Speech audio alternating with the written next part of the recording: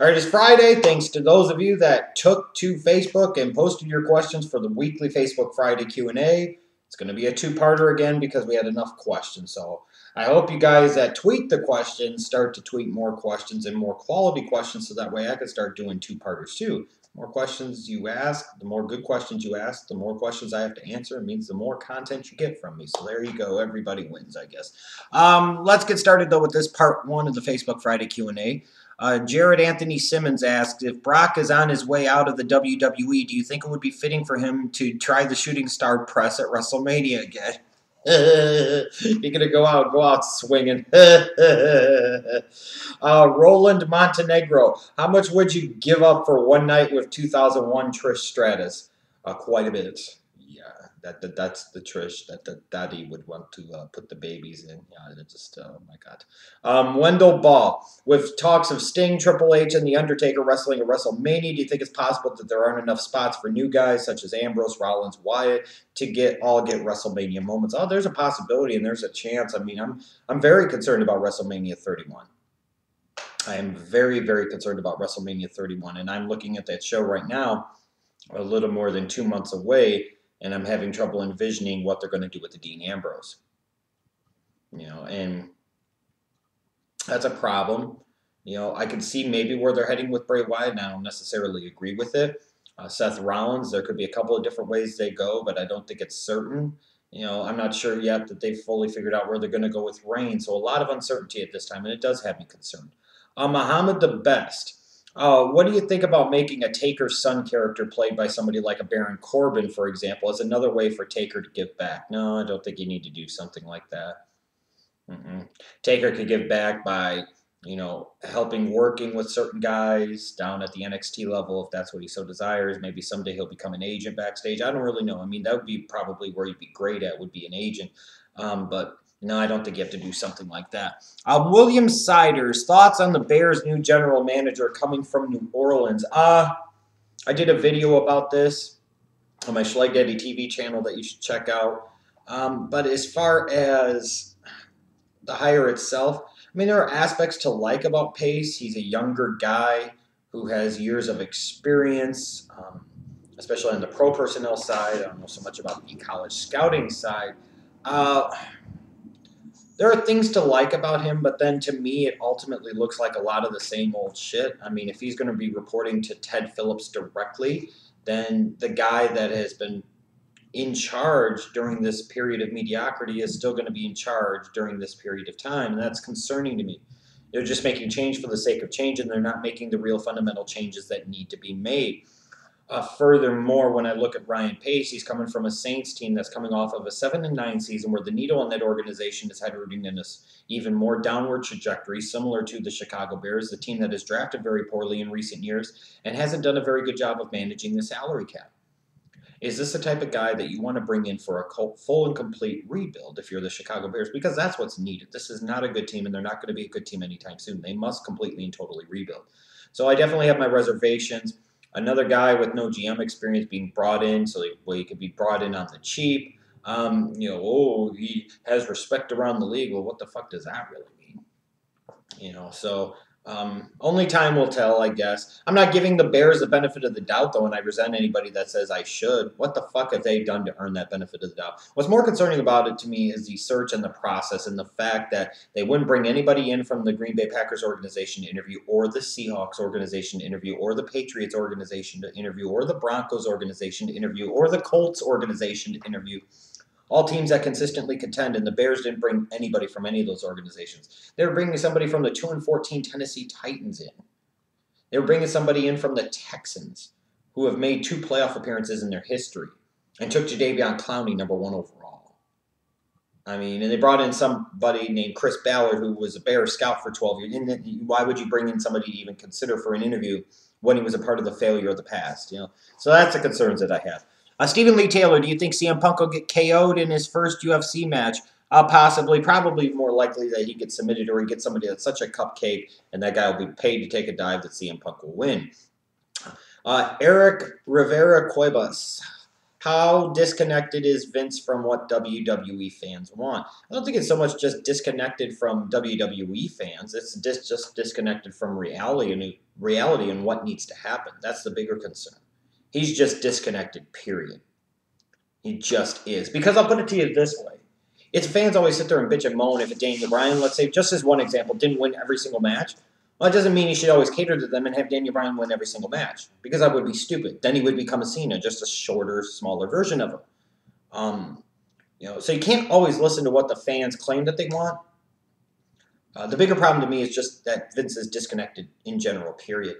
Edsel Laurel, what is the most safest choice for the main event of Mania? Mine would be the Shield triple threat for the title, but I doubt that will happen. I don't know if there is a safe one. Some of you are going to say Daniel Bryan versus Brock Lesnar, and again, that involves Brock Lesnar having the belt in his last match at WWE at a WrestleMania. You remember how that went in 2004, and don't fucking act like it's a different time so that could possibly happen. We've seen Brock get the fuckets before. Who's to say he wouldn't get the fuckets again? And would you really want that at your biggest show of the year? Anything involving Reigns is definitely not safe. Anything else I don't really know is safe at this time. Maybe because of the story that could be told and the possibility that would be the best possible match. I think the Shield triple threat might be a safe way to go. It might be the safest way to go, but I don't know if there is a safe choice at this point. Chris Severe, why doesn't Vince McMahon like the NXT roster? Because when he calls them up on the main roster, he buries them. I don't know either. To me, you would think that NXT would be the feeding ground for WWE, which is how it's designed, which is how it's supposed to be set up. So therefore, you would think if you wasted your time with these guys down here and you spent time and invested in them here, that you did that with the intent for them to come up on the main roster and do something at that point in time. So as a result, why would you sit there and have them do this here and then instantly just bury them? And I mean, that's just so incredibly counterproductive and so Kevin Dunn and Vince McMahon. Just because you don't envision somebody as a big deal doesn't mean that other people will not. This is something I have an issue with some of the hardcore fan base, is that if it's not a certain type of guy that works a certain type of way with a certain type of smaller physique, a lot of you don't like him. And that's the truth, whether you want to fucking agree with me or not. It is the truth. But just because it doesn't appeal to you doesn't mean that it's not good in general or that it couldn't work. Like, I'm not a huge CM Punk guy. But, I've talked at length before about what I would have done in CM Punk in 2011 to make him the biggest star in WWE, because I understood that at the time that was probably the right direction to go. It's not always just about what you want. It's not always going to have to appeal to you every time. But I just don't get why you would sit there and intentionally go out of your way to fuck up young talent. I just don't get that. I can't see how that's good. I can't see how that's productive in any way, shape, or form whatsoever. Richie James, if King of the Ring were to come back this year, who would be the one you'd have win it? To me, King of the Ring wasn't Money in the Bank in the sense that it's telling you that a guy's ready for a title shot now. To me, King of the Ring was more of, here's a guy to watch in the next 2 to 3 years. In this particular case, with the King of the Ring, I'd probably have somebody like a Cesaro win it.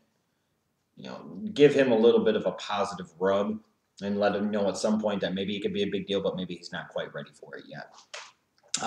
Juan Biz Morales, who would win, Bruce Lee or Ricky Steamboat? Is that really a serious question? I suppose in theory Steamboat would, because Steamboat's still alive. But if we go to Steamboat in the peak of his career and Bruce Lee in the peak of his career, is this really a serious fucking question? You're really going to ask me if Bruce Lee would lose to Ricky Steamboat? Come on, man! James Fields, what would the WWF been like if the curtain call never happened? Well, even once it did happen, it didn't spark a lot of immediate change, and it didn't exactly help the business. So I don't see where it would have really made any difference. Vince, years before that, had already acknowledged that the business was a work. You had ECW talking about how shit was a work. You had WCW, lots of references to the shit being a work. As a result, what was so disastrous and what was so crappy about the curtain call? The business was already exposing itself. Guys for years have been feeding Meltzer and others information for the dirt sheets. So what was so bad about the curtain call? I mean, I'm just serious. David Henry, how would you revive Bray Wyatt? The first thing I would do is not feature him every single week. I don't know that he's a guy that needs to be shown on TV every single week. A little bit less of him would probably be a whole lot more. terms of what I would do to revive him, I need to give him a signature victory that isn't The Undertaker at WrestleMania 31. And then I need to make sure that I give him the right type of opponents, and I need to eventually turn him face in 2015, so I need to find the right type of heel to get that out of him. Michael Vica, and should the Real Americans and Wyatt family won tag team titles at least once? Yeah, probably. I mean, usually those belts, like the Divas title, are all like Kelly. Everybody gets a turn. Everybody gets a run with them, so I don't know why those two teams didn't get runs with the belts. Brian Ewell, was the Punk heel turn as dumb as the Austin one in the sense that they wanted us to boo who we wanted to cheer?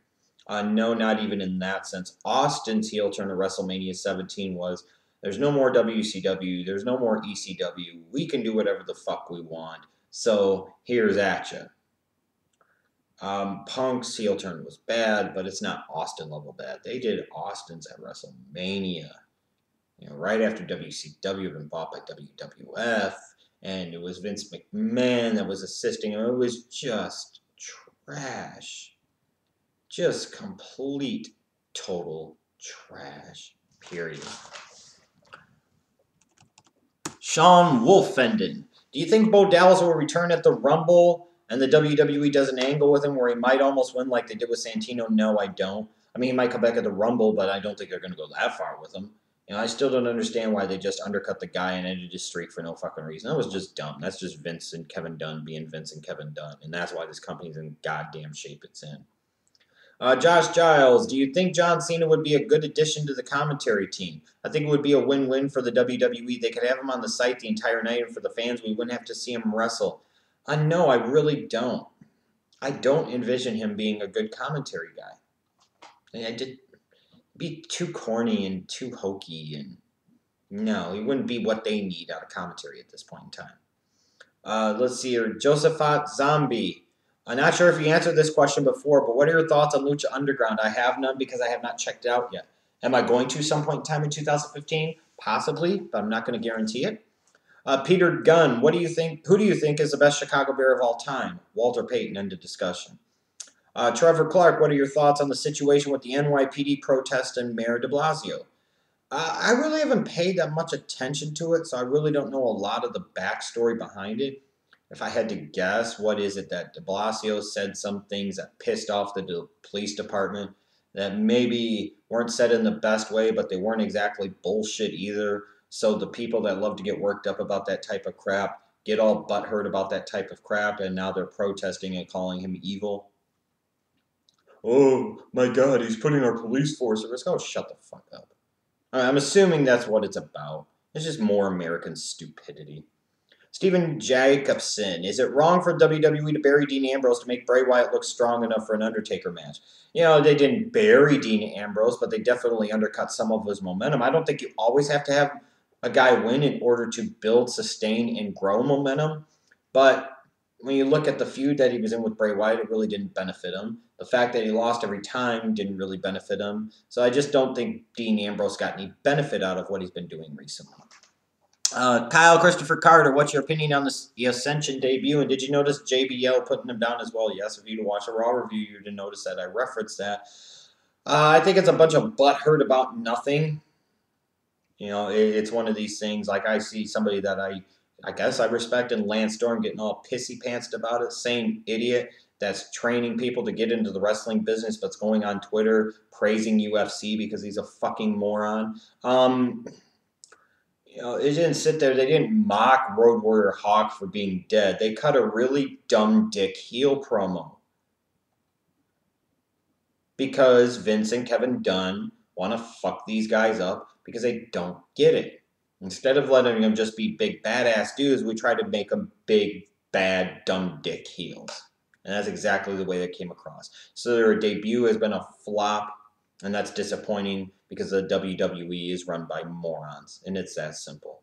So thanks again to you guys that submitted your questions. This was part 1 of the weekly Facebook Friday Q&A. Part 2 will be coming up soon, so stay tuned.